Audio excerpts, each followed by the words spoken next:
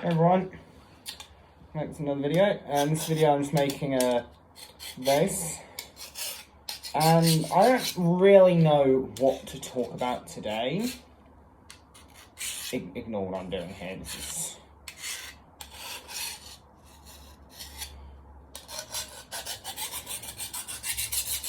not related to the project at hand,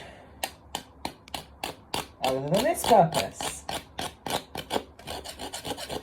Yes, I have actual whittling knives, but can I be bothered to get the whittling knives out? No, the answer is no, I cannot.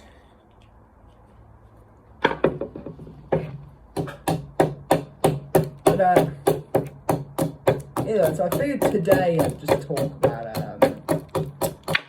actually, I'm just gonna cover what is, in my opinion, one of the funniest incidents ever concerning the US Navy.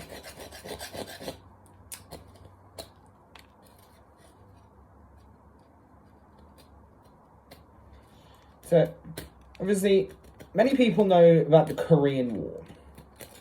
But what quite a few people don't know is that American battleships, such as the USS Wisconsin, were in fact used during the Korean War. So obviously, the Wisconsin was one of 4 Iowa-class battleships. Built to the end of World War II, they missed the bulk of the fighting.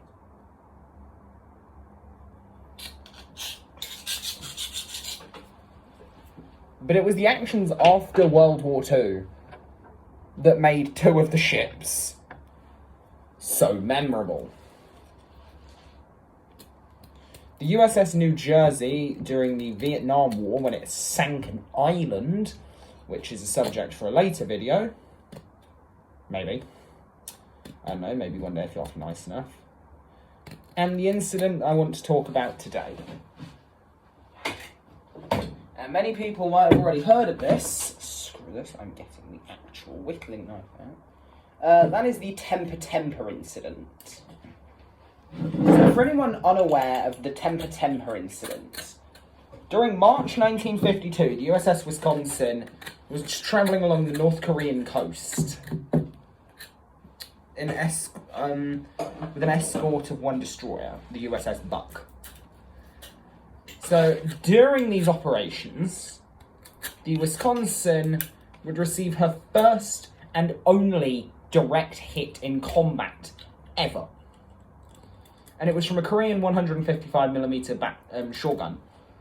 155mm, for anyone unaware, is only about 6 inches.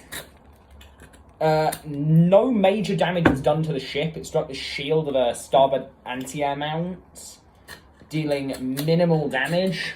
It only put a small hole in the deck and mildly injured 3 sailors. But the crew of the Wisconsin wanted revenge.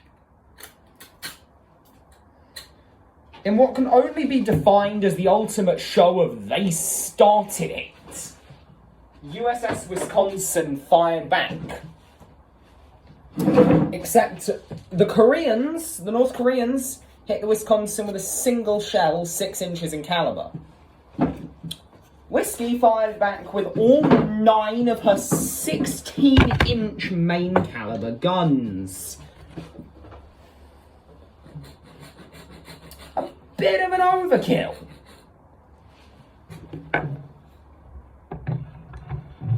Of course, the conversation between the bridge and the gunnery control room in that situation, I can only imagine sounded something like this. The captain just radios down to gun control, like, right, does anyone know where we got hit from?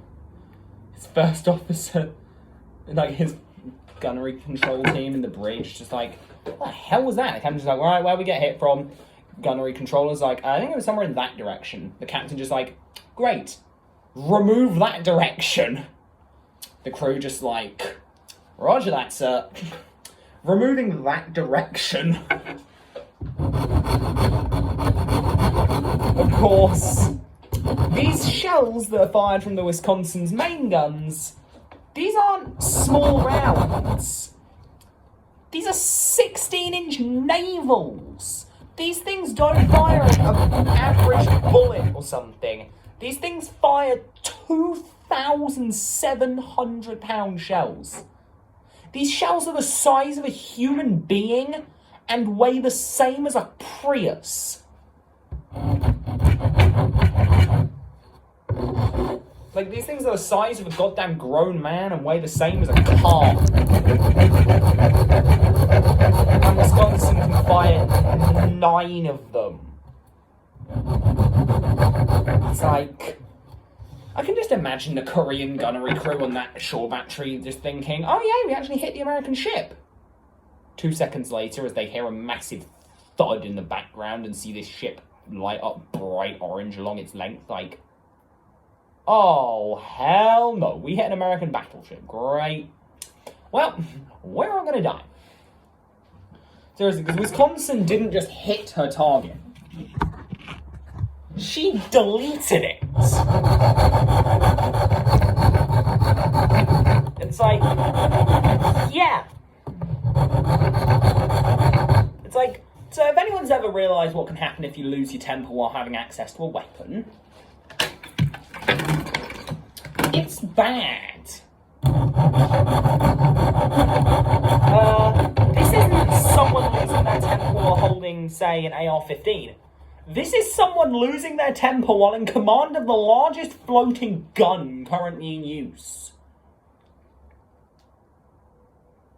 Of course, shortly after the Wisconsin just removed that general direction that the shot came from, her escort, the USS Buck, pulled up and sent a 2-word message to the Wisconsin. That message simply read, temper, temper. I absolutely love it. Like, this ship's just taken its first and only direct hit ever in combat.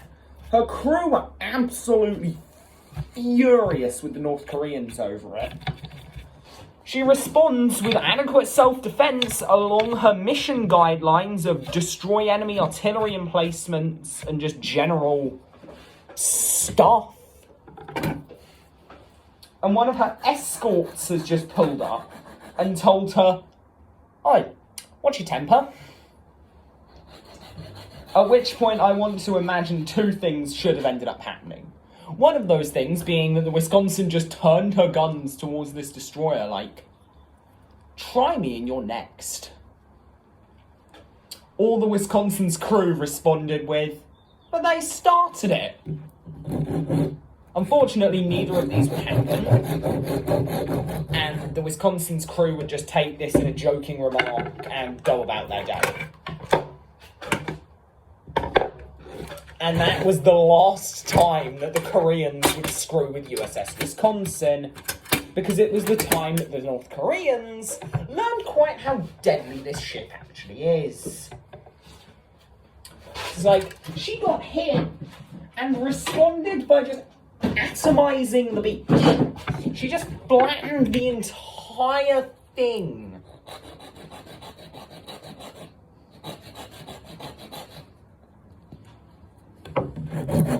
Like, they hit the Wisconsin with a 6-inch artillery round, and that was an armor piercing.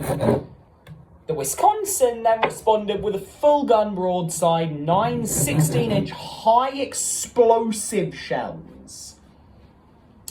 Yeah, these shells are massive as well. Like these shells, as I've said, are about the size of a grown man and weigh the same as a Toyota Prius. Over a ton. This is over a ton of high explosive. This is over 9 tons of high explosives that is now just hurtling towards the North Koreans.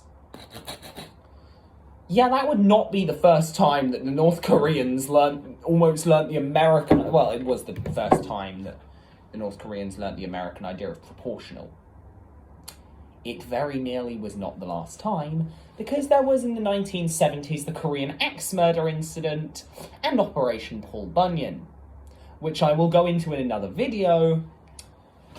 Anyway, I hope you guys enjoyed this video, and I will see you next time.